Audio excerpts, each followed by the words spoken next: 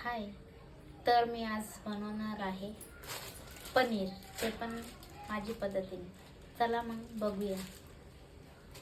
पहिले मी इथं तेलामध्ये कांदे टाकले. तुम्ही बघू शकता मी पूर्ण ब्राऊन कलर होईपर्यंत कांदा भाजून घेतले आहे. असंच कलर पाहिजे.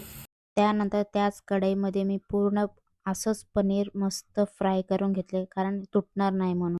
दुसरीकडे टमॅटो प्युरी बनवून घेतलं आणि त्याच भांड्यामध्ये मी कांदा, कोथिंबीर, मिरची, अद्रक आणि कढीपत्ता आणि थोडीशी दही आणि काजू हे सगळं मी मिक्सरला वाटून घेतलं. त्याच कढईमध्ये बटर आणि तूप टाकून ते जे काय खडे मसाला असतात ते सगळे टाकून घेतल्यानंतर अद्रक आणि लसणाचा पेस्ट टाकले आणि टमॅटो प्युरी टाकायचा. माझा व्हिडिओ शूट नाही झाले.